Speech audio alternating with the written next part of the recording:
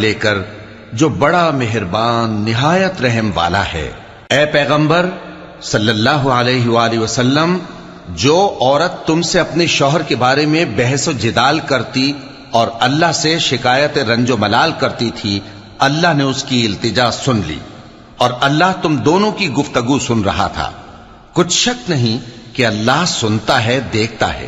جو لوگ تم میں سے اپنی عورتوں کو ماں کہہ دیتے ہیں وہ ان کی مائیں نہیں ہو جاتی، ان کی مائیں تو وہی ہیں جن کے بطن سے وہ پیدا ہوئے۔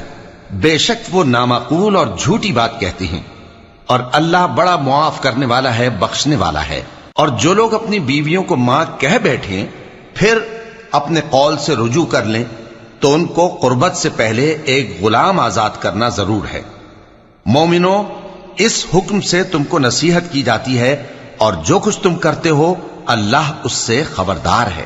اب جس کو غلام نہ ملے وہ قربت سے پہلے لگاتار 2 مہینے کے روزے رکھے، پھر جس کو اس کا بھی مقدور نہ ہو اسے 60 محتاجوں کو کھانا کھلانا چاہیے۔ یہ حکم اس لیے ہے کہ تم اللہ اور اس کے رسول کے فرما بردار ہو جاؤ، اور یہ اللہ کی حدیں ہیں، اور نہ ماننے والوں کے لیے درد دینے والا عذاب ہے۔ جو لوگ اللہ اور اس کے رسول کی مخالفت کرتے ہیں وہ اسی طرح ذلیل کیے جائیں گے جس طرح ان سے پہلے لوگ ذلیل کیے گئے تھے، اور ہم نے صاف صاف آیتیں نازل کر دی ہیں، اور جو نہیں مانتے ان کو ذلت کا عذاب ہوگا۔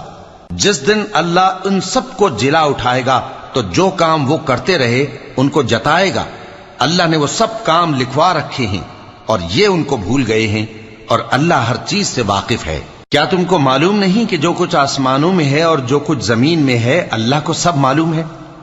کسی جگہ 3 شخصوں کی سرگوشی ہوتی ہے تو اللہ ان میں چوتھا ہوتا ہے، اور جہاں 5 آدمیوں کی سرگوشی ہو تو وہ ان میں چھٹا ہوتا ہے، اور نہ اس سے کم یا زیادہ مگر وہ ان کے ساتھ ہوتا ہے، خواہ وہ کہیں ہوں۔ پھر جو جو کام یہ کرتے رہے ہیں قیامت کے دن اللہ سب ان کو بتائے گا۔ بے شک اللہ ہر چیز سے واقف ہے۔ اے پیغمبر صلی اللہ علیہ وآلہ وسلم، کیا تم نے ان لوگوں کو نہیں دیکھا جن کو سرگوشیاں کرنے سے منع کیا گیا تھا، پھر جس کام سے منع کیا گیا تھا وہی پھر کرنے لگے؟ اور یہ تو گناہ اور ظلم اور پیغمبر صلی اللہ علیہ وآلہ وسلم کی نافرمانی کی سرگوشیاں کرتے ہیں، اور جب تمہارے پاس آتے ہیں تو اللہ تعالیٰ کے بتائے ہوئے الفاظ کے بجائے دوسرے الفاظ میں تمہیں دعا دیتے ہیں، اور اپنے دل میں کہتے ہیں کہ اگر یہ واقعی پیغمبر ہیں تو جو کچھ ہم کہتے ہیں اللہ ہمیں اس کی سزا کیوں نہیں دیتا؟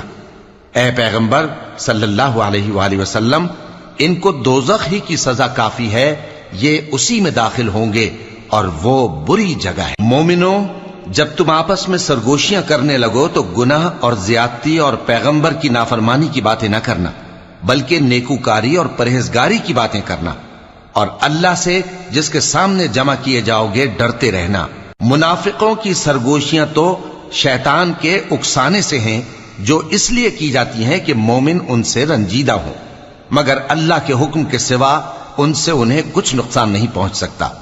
تو مومنوں کو چاہیے کہ اللہ ہی پر بھروسہ رکھیں۔ مومنوں، جب تم سے کہا جائے کہ مجلس میں کھل کر بیٹھو تو کھل کر بیٹھا کرو، اللہ تم کو کشادگی بخشے گا، اور جب کہا جائے کہ اٹھ کھڑے ہو تو اٹھ کھڑے ہوا کرو۔ جو لوگ تم میں سے ایمان لائے ہیں اور جن کو علم عطا کیا گیا ہے اللہ ان کے درجے بلند کرے گا، اور اللہ تمہارے سب کاموں سے واقف ہے۔ مومنوں، جب تم پیغمبر کے کان میں کوئی بات کہو تو بات کہنے سے پہلے مساکین کو کچھ خیرات کر دیا کرو، یہ تمہارے لیے بہت بہتر اور پاکیزگی کی بات ہے، اور اگر خیرات تم کو میسر نہ آئے تو اللہ بخشنے والا مہربان ہے۔ کیا تم اس سے کہ پیغمبر کے کان میں کوئی بات کہنے سے پہلے خیرات کرو ڈر گئے؟ پھر جب تم نے ایسا نہ کیا اور اللہ نے تمہیں معاف کر دیا تو نماز قائم کرتے رہو اور زکوٰۃ دیتے رہو، اور اللہ اور اس کے رسول صلی اللہ علیہ وآلہ وسلم کی فرما برداری کرتے رہو، اور جو کچھ تم کرتے ہو اللہ اس سے خبردار ہے۔ بھلا تم نے ان لوگوں کو نہیں دیکھا جو ایسے لوگوں سے دوستی کرتے ہیں جن پر اللہ کا غضب ہوا؟ وہ نہ تم میں ہے نہ ان میں، اور جان بوجھ کر جھوٹی باتوں پر قسمیں کھاتے ہیں۔ اللہ نے ان کے لیے سخت عذاب تیار کر رکھا ہے۔ یہ جو کچھ کرتے ہیں یقیناً برا ہے۔ انہوں نے اپنی قسموں کو ڈھال بنا لیا ہے اور لوگوں کو اللہ کے رستے سے روک دیا ہے، سو ان کے لیے ذلت کا عذاب ہے۔ اللہ کے عذاب کے سامنے نہ تو ان کا مال ہی کچھ کام آئے گا اور نہ اولاد ہی کچھ فائدہ دے گی۔ یہ لوگ اہل دوزخ ہیں، اس میں ہمیشہ جلتے رہیں گے۔ جس دن اللہ ان سب کو جلا اٹھائے گا تو جس طرح تمہارے سامنے قسمیں کھاتے ہیں اسی طرح اس کے سامنے بھی قسمیں کھائیں گے اور خیال کریں گے کہ ایسا کرنے سے کام چل جائے گا۔ سنو، یہی تو ہیں جھوٹے۔ شیطان نے ان کو قابو میں کر لیا ہے اور اللہ کی یاد ان کو بھلا دی ہے۔ یہ لوگ شیطان کا ٹولہ ہیں، اور سن رکھو کہ شیطان کا ٹولہ ہی نقصان اٹھانے والا ہے۔ جو لوگ اللہ اور اس کے رسول صلی اللہ علیہ وآلہ وسلم کی مخالفت کرتے ہیں وہ نہایت ذلیل ہوں گے۔ اللہ نے یہ بات لکھ دی ہے کہ میں اور میرے پیغمبر ضرور غالب رہیں گے۔ بے شک اللہ زور آور ہے، صاحب اقتدار ہے۔